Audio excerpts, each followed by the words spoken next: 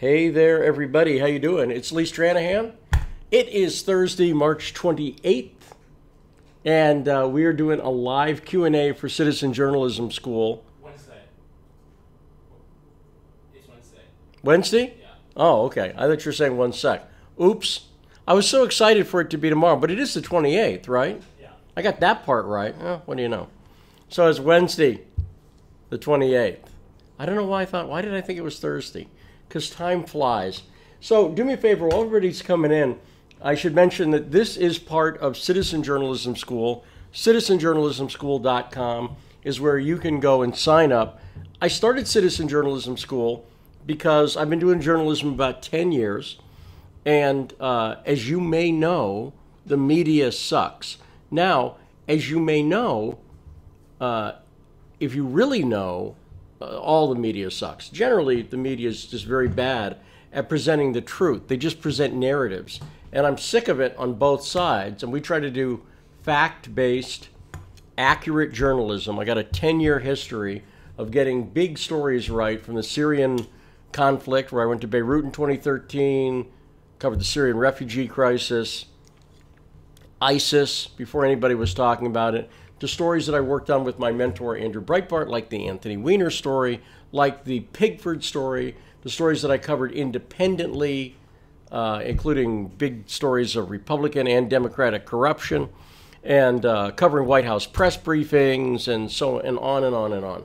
So anyway, we do these Q&As as part of Citizen Journalism School, which is an online, self-paced program.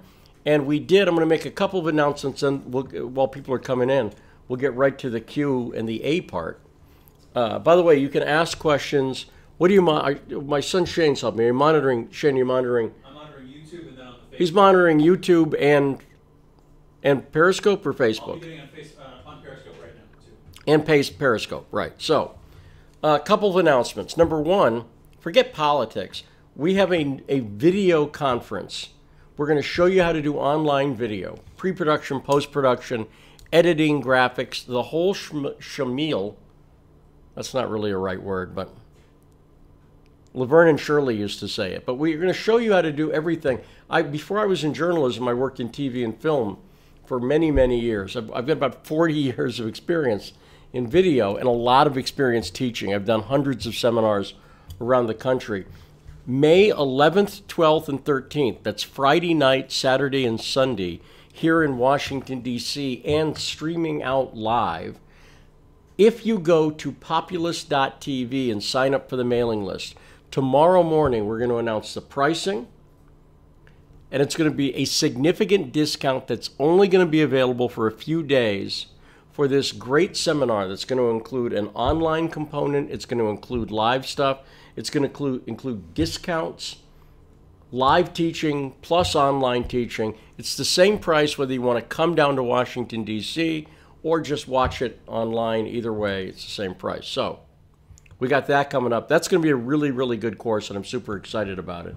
If you've ever thought about doing video for your business, to build your personal brand, whatever it is, it could be politics, but doesn't have to be. There we go.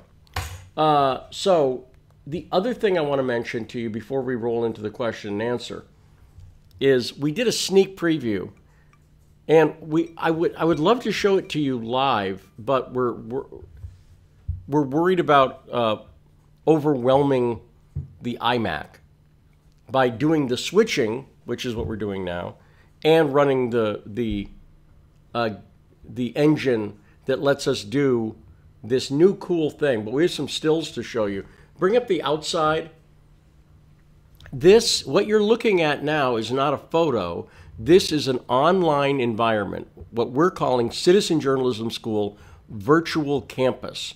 And I showed earlier, we're moving around this environment, but let's go inside and just show a couple of pictures. This is very basic right now. This is really just barely set up. But you can go up to that video monitor and start watching video. In fact, if you went upstairs, because there are stairs, if you went upstairs, there's a video playing on an old school retro TV that looks pretty cool, but we're not showing you that yet. The virtual campus is awesome, and it's another feature of Citizen Journalism School, and it's even going to work in virtual reality, which means if you have, those glasses. My son Jack's got them. If you got those glasses, you'll be able to literally move around the environment. It's pretty cool. And what we can do with the virtual campus is stuff like you'd see at a museum. And in fact, one of the things we're going to do, if this situation persists, I don't know if you've heard this, but Julian Assange, they cut off his internet access. Last I heard, it was still cut off. One of the things we could do in the virtual campus is have a museum exhibit. We're going to do one about my friend Andrew Breitbart for sure. We're going to do a museum exhibit about my friend Andrew Breitbart for sure. But we're also going to do one about Assange and WikiLeaks.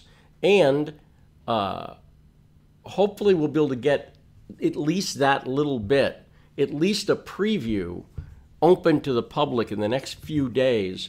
And you'll be able to click, and you'll send straight to the WikiLeaks store, where you will be able to buy T-shirts and stuff to support WikiLeaks. We're not going to take a dime out of it. We just want to help promote it, because Julian Assange, and people are mixed about Assange sometimes. They seem to like Julian Assange when he targets people and organizations they don't like. And they seem to be less happy with him when he targets people and organizations that they do like. I don't know what it is.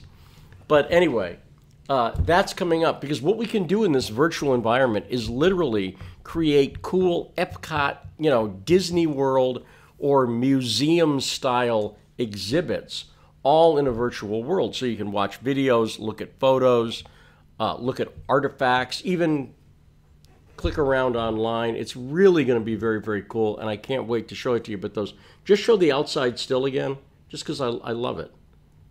We've been working on this for a few days. We didn't want to announce it till now, but that's one of the things we're working on. Okay, so Shane, Hey. With that out of the way, let's begin the Q&A stuff. Hopefully.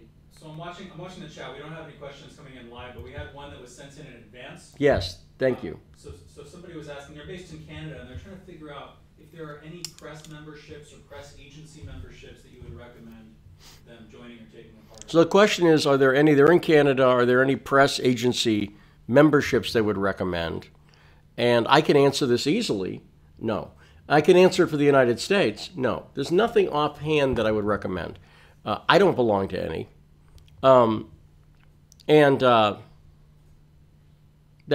So therefore there's nothing I would recommend. That doesn't mean there's no good ones out there. There's just nothing that's been compelling to me.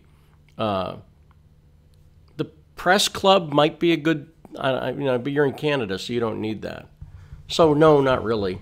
Sorry. The second part of that question was they're based in Canada, like I mentioned, and they're trying to figure out how they can get into the U.S. to do freelance journalism. Do you have any advice on that?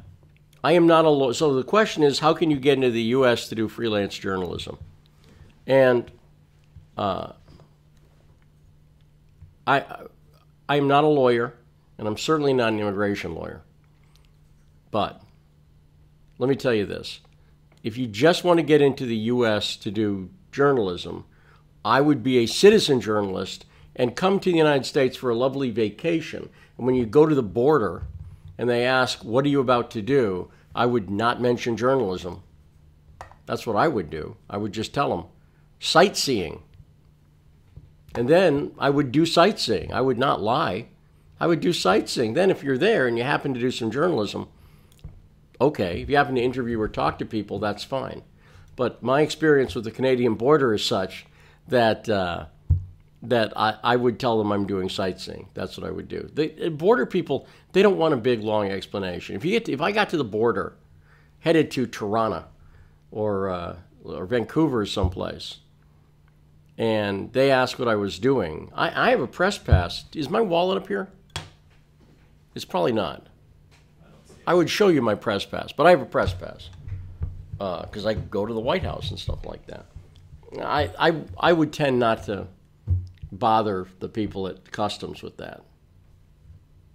Because what are you going to be doing, right, if you're just hanging out? But again, I'm not an immigration lawyer, and I'm definitely not telling you to lie to anybody. I'm just telling you to keep your explanation as simple as possible. There we go. Okay, any other questions? By the way, the Q&A works better if you ask questions, and anybody watching is free to ask a question. And if you ask a stupid trolley question, we'll do something I don't usually do, which is we'll ban you. Not for me, I don't care, but we'll ban you for everybody else's sake, because we have a no knucklehead policy right now. So, questions? So kind of, I'm pretty sure it's the same person who sent us the email in advance. Yep. He's in Periscope chat right now. They're saying they're trying to cover Bureau of Land Management activities, and the Bureau of Land Management wants press credentials from them. Oh, okay. Any advice about dealing with that? So the question is, they want to cover stuff with the Bureau of Land Management, and the Bureau of Land Management is asking for press credentials. I would have to know more. Like, what are you doing that they need press credentials? I just don't know. I don't know the specifics on it. So, like, are you asking for an interview? Right? This is one of the reasons at Citizen Journalism School, everybody has a blog and stuff like that. Is this someone who's part of the school? Yes, yeah. Maybe they should talk to me offline, because I might be able to help out with that. Maybe they should just talk to me offline. We'll see. I may be able to help, I may not. But that's what I would do. But it depends why. I'd have to know more details. I can't really answer it. It's too vague for me to answer just as it is. So there we go. Yeah, they'll get in touch. They're covering wild horse roundups, but they'll get in touch. Okay. Yeah, wild horse roundup sounds pretty. Sounds like, I hope you're taking pictures or video. It sounds like something that would be dramatic.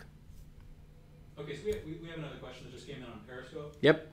When both sides of a story sound compellingly truthful, how do you decide which side told the truth?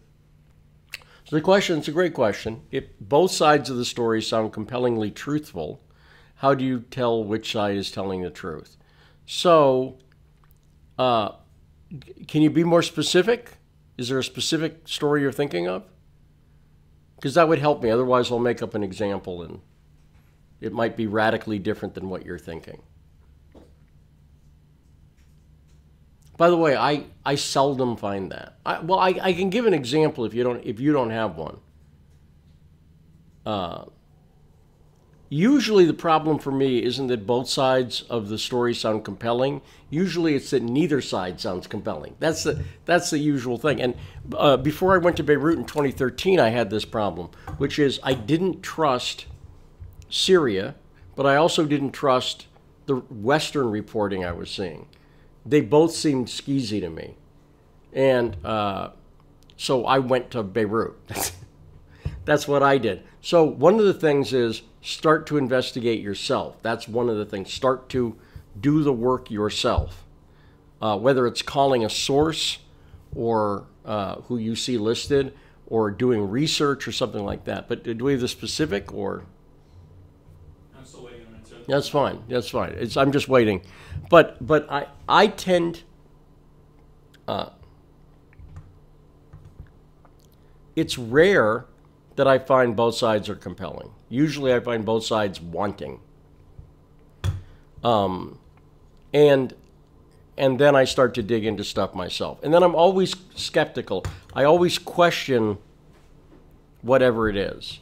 And by applying basic rules of logic, we talked about the Skripal poisoning in the UK. When I apply basic rules of logic to that story, a lot of things don't add up. And then when I see people in the government questioned about it, they don't answer any of the questions that are logical to ask based on what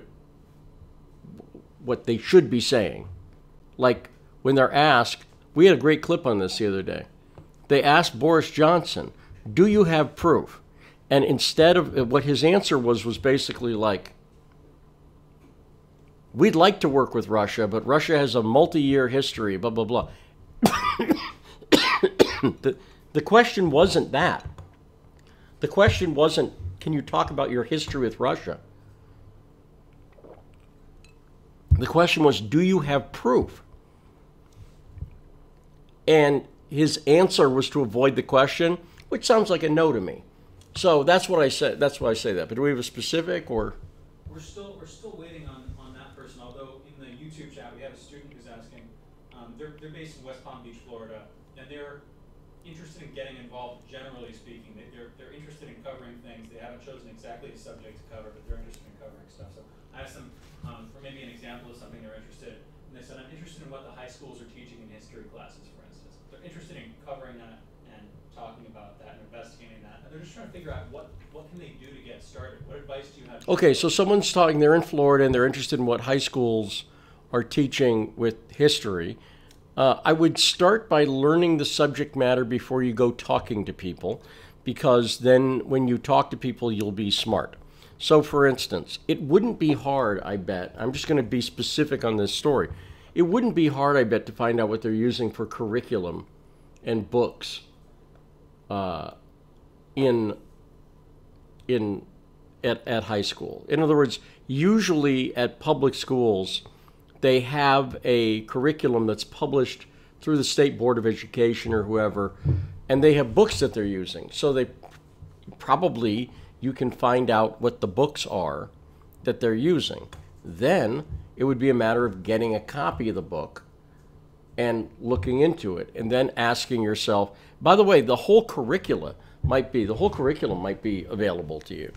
You might find out what they're supposed to teach. Now, by the way, that does not mean that the book and the curriculum are what's actually being taught in the classroom, if that makes sense. But that's what they're supposed to teach, right? So let's say you found out they were using a book that I'm about to make up called, Our American Experience. And you read the book, and you found that it had a noticeable slant towards one political position or the other.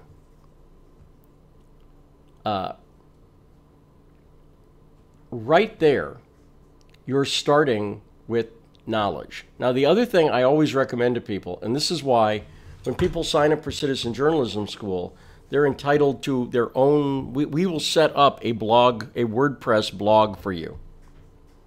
And I tell this to people all the time. Pick a subject, pick a niche that you're going to focus on, and then focus on that niche and get it factually correct, and people will come out of the woodwork and start talking to you, right? So if you did the Florida history blog, whatever, what our students are learning in history classes, right? And you started that, when people started to search, they'd find your blog because you've kind of got the area to yourself. Does that make sense? So there's a cliche that gets used frequently, which is best time to plant a tree is 50 years ago, second best time is right now. So if you don't have a blog, get one started like right away and start putting material out there, because don't wait. Start putting material up there, because no one's going to see the blog at first. That's fine. But it starts getting your footprint down so that Google and DuckDuckGo and all these other search engines, Bing, can find it, right? Then start promoting the material through social media, Facebook, Twitter, etc., right?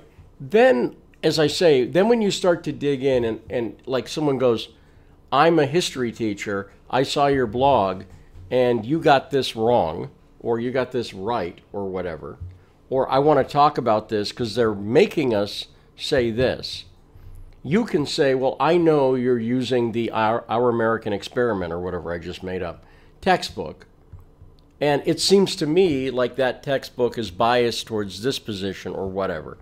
But you're coming from a position of knowledge. So I would start with the stuff that you can do now.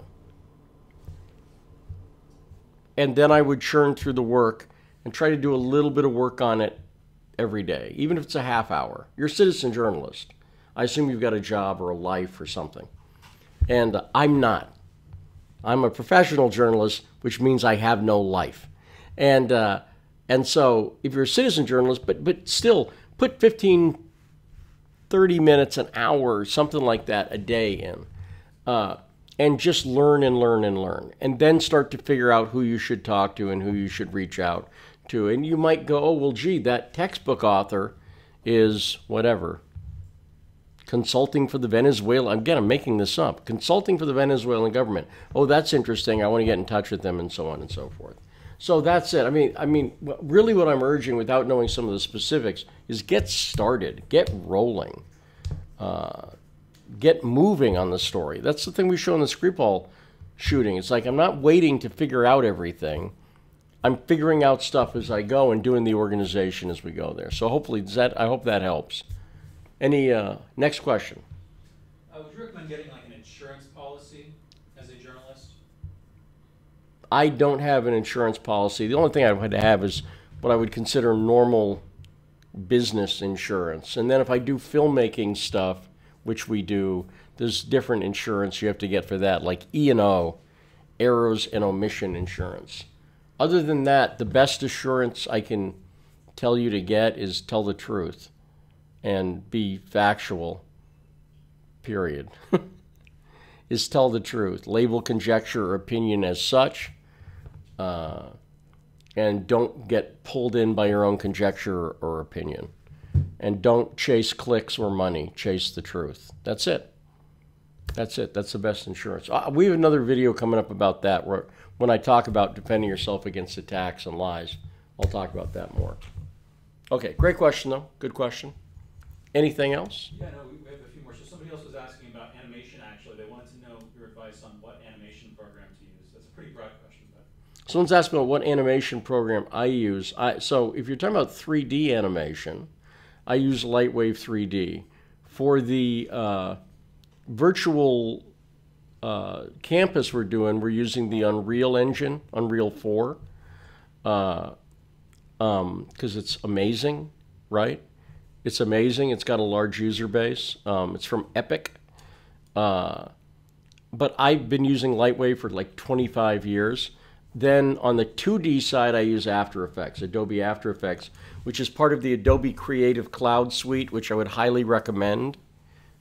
And I use Photoshop a lot. I use After Effects a lot. And the tool set in After Effects is quite good.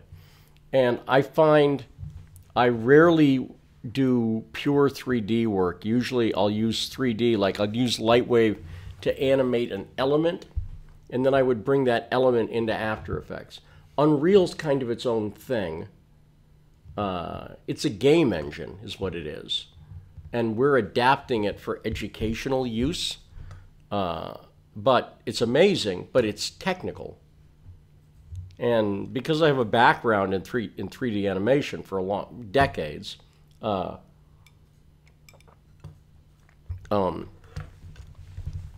because I've done graphic design and art direction, a lot of the work that we're doing, my son will tell you this, a lot of the work we're doing at this point is like, okay, let's put the couch over here, or let's put a light over there, and let's make it slightly yellow and turn it down. It's tweaking, you know what I mean? It's the kind of stuff you do. I'm a photographer too. It's the kind of stuff I would do on the set as a photographer. I'd set up a shot and I'd go, okay, that looks good. Let's see, see back here. I don't know if you can see this. Can you see this, Jack? yeah. We got a little kicker light over here. See this? We'll talk about this stuff in the video thing. This kicker light is a dedicated light whose whole job is just to light this up. Without this back here, this fades to darkness. It's that kind of crapola that you end up doing. But it's part of what I'm used to doing as a photographer and videographer is bouncing lights and figuring out where to put little things. And that's what I love about working in 3D, is I love that part. My brother, very talented artist, likes modeling and building stuff, and I hate that. But my brother likes making furniture, and I don't. I like sitting on furniture. So my brother used to make furniture, so he's the kind of guy that's perfect for that. So I don't know who you are, what your interests are, but I use Lightwave on the 3D side. I use Cinema 4D a little bit because it's built into After Effects, and I use After Effects. And then I use Final Cut Pro a lot to cheat out stuff as well. we'll talk about all this in the video class. The video class, I will show you, I'm not going to make you an After Effects expert, for instance, but I will show you how to knock stuff out in After Effects, because I did it professionally when I was working at NBC on a new show, Access Hollywood, knocking out animation. And I'm very good at sitting down and cranking out something quickly. And I can show you how to do that. And I'm going to show you how to use, in this course we have coming up in May, like 10 buttons. And there will be hundreds of buttons that you will go, I have no idea what those buttons do. And if you're interested, you can figure it out on your own. But I'm going to show you the 10 buttons that I use to just knock through animations very, very quickly. So that's the idea there. So actually, Val Olson, the person who is in Canada who asked the first Yes. question that we were answering, she's in the YouTube chat now, and she's asking, she has two questions, I'll kind of put them into one. Any recommendations on which program to use to build our own intro for Facebook Live and on YouTube? And also, she's looking for good editing software to go with, like video editing software. So video editing software, I am big on Final Cut Pro at this point. I'm a Mac person, so I'm big on Final Cut Pro. On the PC side, when I was a PC person, a Windows person, I really liked Sony Vegas a lot. Jack, you like Sony, right? Sony Vegas is a good practical thing. I have not used it in a few years. Adobe Premiere comes with the Creative Cloud suite of products, and it's a solid program, but I don't like it as much. And that is honestly, to use a music nerd analogy, what do you like playing better, a Fender or a Gibson, you know? There's no wrong answer, right? And guitarists often own both, right? But you know, often musicians become identified with one instrument, Slash on the Les Paul, and, you know, Eric Clapton with Blackie, his Stratocaster or whatever. And that's, so it's not right or wrong, it's just a preference. But that's what I use. That's what I use. So somebody's asking, are there unpaid internship opportunities at CJS? Someone's asking if there's unpaid internship opportunities at CJS. Well, the unpaid part, there kind of are. I will tell you the biggest single problem that I've got doing that is my bandwidth for managing people. That really is the biggest single problem. So I made films for a long time. I'm totally cool with unpaid interns for a weekend. Past that, it starts to become problematic because you're asking people to work for free, and eventually they'll get tired of it. And so then if you become dependent on that person and they leave, you're hosed. So the last person we had working as a full-time unpaid intern basically was my producer, Eric. We've had other people do stuff, and I've appreciated the newsletter, but Eric was doing more of it, right? And then Eric got hired as a producer on my radio show. And now the stuff he was doing, we don't have anybody doing. And that's the problem. And we've had other people who've done great stuff. But that's it. It's a management issue for me. What I'm trying to do is earn enough money where I can hire people. Like Shane, you'd like me to hire you. My son's on an unpaid internship, both of them. But they eat, usually. Right? You eat. Right? Yes, I do. Oh, there we go. Okay, there we go. So. Somebody's asking if we would be able to extend the Populist email extension. So say they wanted to get a populist.tv email address. I would be very hesitant to give populist.tv email addresses to people who don't work for populist.tv. If people were working for us, I would do it easily, but I would hate to confuse things. I'm not worried about fraud because we don't have any money. So, by the way, we'll put up the donation link as well. We're in another big, I got to say, we really would like you to sign up for Citizen Journalism School or these other classes because we really, I said the other day, we need to raise like 20 grand, and we raised like 2 or 3, and we still need to raise the other 17, and pretty much by like Monday, or things are going to get bad. I'll be doing these videos from a box in a parking lot. If you see that happen, you know something's gone wrong. But we're trying to give value, too. We're trying to do stuff that makes it valuable for people. So, anything else? Do we archive, we have more. Do we archive videos we post on services like YouTube or Periscope? We ever archive those in case our account gets frozen? Do we archive them, or can we? Do we archive? Someone's asking, do we archive videos? Yes. Yeah. I think so. Don't we? Not all of them. We're supposed to. Not all of them. We're trying. Yeah. We're trying. So a few people actually have questions about the film class, the video. The video class, yes. What can I tell you? So they're trying to figure out, one person's trying to figure out where is it going to be held? It's going to be held in Washington, D.C., which means it's probably going to be held here in Arlington, which is across the Potomac from Washington. It's in an area with a lot of hotels that are very affordable. We have a bigger studio space here, so we will probably hold the class here in Arlington, Virginia, Friday, Saturday, and Sunday. That's the plan. I think we haven't talked about this. I assume we're doing it here, right? Yep. Yeah. I assume we're doing it here. We have another office in D.C. proper, but it's probably better to do it here in Arlington. This is where our big studio space is. Where and what else? Yeah, another question from somebody else. Oh, here's the other advantage of being here. Reagan International Airport, DCA, is 5 minutes away.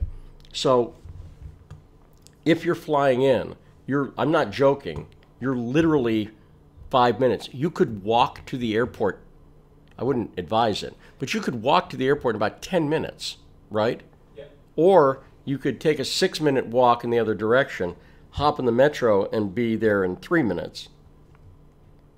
So we're insanely close to the best airport in Washington, D.C. So if you're flying in, it's going to be very handy. If you're training in, because you're coming from the East Coast or something like that, you take the train into Union Station, you hop in the metro. What is it, red line at Union? Yeah. It's red line at Union, so you take red to the yellow or blue. It's easy. We'll give you directions. But that's where it's going to be. It's going to be here in Arlington and online. And we're recording everything we do for that. Just real quick, when are we planning on doing that? Somebody's asking about the dates. I'm not looking at the calendar. If May 11th is a Friday, then it's 11th, 12th, and 13th. If it's not, then I'm wrong. But it's 11th, 12th, and 13th. That's 2 weeks before Memorial Day. It's 44 days from now. So it's enough time for you to take a few weeks, still be able to get cheap airfare. We will have a hotel discount. We did last time. We had a hotel discount. There's very good rates on hotels that are just blocks from here. There's a ton of restaurants, a ton, just downstairs in the building. So this is a great location to do this from. Oh, and by the way, I'll hint at this too. The other thing we may do around the same time is a podcasting, broadcasting boot camp where I talk about doing radio and broadcasting and everything else. And some of that material is going to be in Citizen Journalism School. So that's going to be, if you're part of Citizen Journalism School, that course is going to be heavily discounted. But if you want to take a great class in podcasting and broadcasting from someone who's a professional radio host, that's going to be great too. So we have a couple of really good courses coming up in addition to the Citizen Journalism School stuff. The other course we may do after Memorial Day is, this is very meta, but we may do a class in doing classes. I told you. We may do a class on teaching. And if you're interested in setting up your own school of whatever your skills are, we're good at that. We figured that out. And we may do another class in that if you want to start your own teaching business. I'll tell you, it can be insanely. When I was working in Hollywood, I made more money teaching than I did doing the work usually. And teaching, it's not just profitable, although it is. It's gratifying. I still meet people today who tell me, I have a career because of you. And that's insanely gratifying to do. So it's good work, but that's the other class we may be doing. And that's just a hint. We're trying to do a number of different classes to branch out, so we're not just doing journalism, because I know the journalism stuff very well, but I know a lot of stuff very well, and I love teaching. So somebody's asking about the video workshop. How much would they expect to pay to get the setup, the full setup you would recommend for them? So the question is, how much would you expect to pay to get the full setup? Like in terms of equipment. I don't have an answer. Like we will be very specific on what you could do, and I don't work that way. Let me explain. I want you to get started. So the first place I'm going to start is stop making excuses. You can get your phone and do a Periscope now, so do that. Does that make sense? The most important thing to me is get going. Just get going. Stop and get going. Don't make excuses. Don't say, oh, well, I don't have the budget, blah, blah, blah. Stop, just get going. Then, because we didn't do this all, see, I bootstrap stuff. So I didn't do this all by like, oh, look, we've got all the equipment we need, now let's start. Anybody who's been watching me for a year or two doing this, we've been building and building and building and building, right? So then the other way I work is I back into it. So how much you got? You have $1,000? Okay, I'll tell you how I think you should spend that. Do you have $10,000? Okay, I'll tell you how I think you should spend that. You have $100,000? Buy me dinner at the Trump Hotel, and then I'll really tell you. I'm just saying, because you have $100,000, so you can afford fantastic steak there. But seriously, I back into stuff. And the reason I back into stuff is that's the way I work. I go, oh, okay, I got a job or whatever. We have $3,000 extra right now. I'm going to buy this camera. I'm going to buy these lights, and that's what we do. So I back into numbers. I'm used to doing that from working in the film industry. The film industry, usually someone's got a budget number in mind, and they say, we're going to make this film, and we have $10 million. We got $1 million. We got 30,000, whatever it is, right? And then you go, okay, well, if you had 10 million, we could get a star, but you got 100,000, so we'll get one of the stars of tomorrow, which means an unknown person, and et cetera, et cetera. So I always back into stuff. So I'm not trying to avoid the question. I would rather know what you've got and where you want to go. And that's one of the things about being live at the seminar, is you'll really be able to get into that.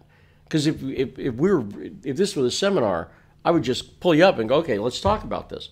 What's your budget? What do you want to do? And if you came up and you said, I got $1,000 and I want to teach, I might surprise you with some of the things I say. I might go, well, I would spend $100 on assets. I'd spend $100 on a voiceover guy and music. I'd spend blah, blah. You see what I'm saying? And so I might not have a normal answer that you'd give, but I'd rather be able to talk to you through it and go, okay, you got $5,000 and you want to launch a channel, or you got $10,000 and you're trying to launch a business, or whatever it is. Because that's the way I work. That is honest to God, that's the way I work. I go, okay, what do I have available to me as resources? What can I do with what I've got? And what do I do to have no excuses? And that's why sometimes I will just fire up the iPad, hop on Periscope, and talk, because it works.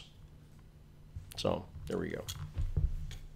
So somebody's asking, are we planning on hiring artists eventually? The question is, are we planning on hiring artists? This goes back to the last question. What if I could afford it? We're working on some stuff to greatly increase the enrollment at Citizen Journalism School. And I can't talk about that at all. But we're working on some stuff to try to greatly increase it. If I had a budget, yeah, I would hire somebody to do video editing and graphics and everything else, in addition to Jack, who does some of that stuff, Shane, I do some of that stuff. I'd love to have somebody on staff who, so I wouldn't have, because right now I do, like Shane and I did that virtual environment. Bring it up again because it's fantastic, Shane. But that virtual environment, right? We're taking some stock resources, then we're customizing them, but like, and then putting my photos in there, and like I'm building the sign, and then Shane's doing the lighting, and we're just, it's just all like, I would love to be able to hire somebody to do that stuff. But, you know, we bootstrap. That's what we do. It's a family business for that reason. I don't like wasting money. I hate it. I hate wasting money. That's why I won't waste yours. I hate wasting money. Scots-Irish, what can I say? And so I'm flinty. And so I hate wasting money, and I hate, I'll tell you, Steve Bannon, my old boss at Breitbart, Steve and I got into a discussion 2 years ago, and I said, I want some money to finish this film. And he said, how much do you need? And I said, like 50 grand. And he said, no, you need like 2 million. I'm like, no, I don't. I just said I need 50 grand. It's going to take me 3 months. He's like, no, you got to get 3 million. Now, what he meant was, we'd get 2 million, then he'd take $1 million. I'd probably still end up I'd get 40 grand. I don't know. That's Bannon. But I love Steve, but, you know, realistically, he didn't get rich by being done with that stuff. So I never think that way. And when I see all the money they waste over at Breitbart, it just makes me cry. When I see the money they blew on that Milo tour, $1 million.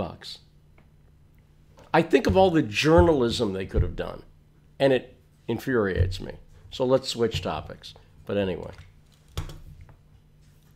Somebody's asking about trying to go to Syria. About what? About trying to go to Syria. Say you're unaffiliated with a big media company. I would not go to Syria. Yeah. So someone's asked about going to Syria. I would not go to Syria. Syria seems very dangerous to me. A number of journalists have been kidnapped going over there and killed. And I went to Beirut. The reason I went to Beirut was it seemed much safer, and I was interested in interviewing Syrian refugees. So I cannot in good conscience tell you to go to Syria. Based on, just look up journalist kidnapped Syria. Go Google it and then see. Also, my wife would never let me go to Syria in a million years. And I don't think you need to. Why don't you get someone from Syria and bring them over here? Buy them dinner at the Trump. A nice dry-aged steak, perhaps. They'd like that better. I'll put it like this. Anybody you'd like to bring over, anybody you'd like to go over and interview, you know, if you bought a nice steak at the Trump, you could probably get Assad. I'm just saying. Imagine how that would go over. But no, but seriously, like, it's dangerous, so be careful of that. But I didn't, look, when I went to Lebanon, I went. I quit Breitbart because Bannon didn't want me to go. And I knew it was going to be a big story because my news judgment is better than Steve Bannon's, quite frankly, and provably. And I just went. And I interviewed people, and I met journalists, and I did a lot of big interviews. I interviewed people from the UN. I interviewed people, religious leaders, refugees, on and on. But I knew the material. That's the key. I'm going to go back to what I said before. There is no substitute for knowing the material. I know stories, and so when someone comes to me and they know a story, I'll give you an example. Who's the guy? Adam Carter. Adam Carter and the G2 stuff, okay? I talk to people all day. I'm gonna hurt some people's feelings. The internet, you may have noticed this, the internet is full of loudmouth know-it-alls who think they know stuff, but they don't really know stuff. So when I hear people talk about Guccifer 2 and they go, well, no, actually it's completely proven that Guccifer 2 is the Democratic Party because, like, there was a transfer done and Bill Binney, and they talked about it, and then there was an article in the Nation. I'm like, you don't know what you're talking about. I know every single thing you just said, but you don't know what you're talking about because the data was transferred on July 5th. Let me ask you, when was the person thrown out of the DNC servers? Well, I know. Yeah, I know. You just don't know. But people are like, get off on being loudmouth internet know-it-alls. Some people are able to build big followings, by the way, by being loudmouth. It's true. But they don't know the material. A guy like Adam Carter, who's got the G2, what's it called, G2? What? G2 space. G2 space. Yeah, that's what I thought. With the dash in between the G and the T. G-2space.com, right? G-2.space. G-2.space. Okay. Adam Carter knows his material. He knows his stuff. And my point is, people who know stories know when you're shooting blanks. And a lot of people are shooting blanks. And a lot of professional journalists, forget loudmouth internet know-it-alls. Most people in the White House press briefing room have no freaking clue what they're talking about. They don't know anything about the stories. They are there for social reasons and professional reasons, but they cannot actually explain the story. And if you listen to my radio show, Fault Lines with Nixon Stranahan, we get this all the time. Our guests who come on the show are generally wowed because we actually know the material. We did 2 segments today with Connie Zulon from Kurdistan.org. You will learn more about the situation in Syria listening to those 40 minutes, listening to me, my partner Garland Nixon, and Connie talk about that stuff than you will hear in the news for the past 3 months, period. And that's just the truth. So know the material, and everything else flows from there. Everything else flows from there. And it's really what I emphasize. It's not sufficient necessarily, and sometimes it's no fun, but know the material backwards and forwards. So like I say, a guy like Adam Carter, when I know the material, when I see what he's doing, I'm like, yeah, this guy knows what he's talking about. This guy knows what he's saying. And I see so often people don't have any idea what they're saying, but they'll say it loudly and they'll bang the table and everything else, and they'll be an arrogant jerk about it. And I'm just like, dude, you don't know it at all. And I try to be patient with people because it's easier in my constitution and I'm a Christian. And I failed because I'm a Christian, but I'm a human. And I'm not a great Christian sometimes. And so I try to be patient with people, but this is the difference between Christ and me. And so I try to be patient with people, but I don't like know-it-alls, and I don't like there's nothing worse than a know-it-all with a position. They're an anchor at CNN or whatever, and like you have no clue what you're talking about. It bugs me. So there we go. Somebody's asking if you're a journalist and you're trying to get started, what do you personally think are the most important stories to get started covering nationally and internationally? So the question is a great question, which is if you're interested in journalism and you're trying to cover a story, I would say something that is a combination of important, in other words, it's got some relevance in the news cycle somewhat, and that you can get ahead of. And it's easy to find stories that everybody gets wrong. I've told the story a zillion times. First story I covered was the John Edwards affair. I was a Democrat at the time, writing for the Huffington Post. John Edwards was caught coming out of a hotel room at 3 in the morning by the National Enquirer, and he hid in the bathroom. Here's the advantage you can have. This has been the secret to my success. I'm not full of partisan bullshit. Never. I don't defend things just because my side, whatever the hell that means, does them. Never do it, never did it, won't ever do it. And I get attacked sometimes by people who assume, because I work for Huffington Post and I work for Breitbart and I work for Sputnik, that I'm somehow, I've quit Breitbart. I quit Huffington Post over stories. So if you won't have trouble, find a story that's something you're interested in, that you have some advantage, right? Like I happened to live in Los Angeles at the time of the Edwards story, and parts of the story happened in Los Angeles. It happened at the Beverly Hilton. So I physically went down to the Beverly Hilton because I could. So And seeing the space at the Beverly Hilton made me understand what happened more. So find something like, if you're interested in the UK, the Skripal poisoning. If you're in Salisbury, great, perfect. If you're in England, perfect. If you're in Boise, Idaho, I don't know about that. I don't know what, unless you're planning to, I see people do this and they're able to raise money on it. I'm going to go to Las Vegas to cover the Las Vegas shooting. I'm going to go and eat a buffet. I'm going to go to, and I don't see them get anywhere with these stories. I see a lot of people collecting donations for trips. I've never not brought back the groceries. When I go to cover a story, if I go someplace, I've raised money 5 years ago to go to Beirut. Raised money to do it. Got major interviews, got major stories, and I've been right, and I've been proven right. But I see other people who are like, I'm going to go to Washington, D.C. and investigate Seth Rich or whatever. They're not coming up with anything. They've had no anything. But you know what? They're able to pull donations in. So I'm in this long term. And a lot of these people I see doing this have been doing it for a year or two, and I've been doing it for 10 years. And I've got a provable track record of getting stories right, period, that I can point to and I go, well, I was in Beirut and I interviewed Syrian refugees and here's the reality. And I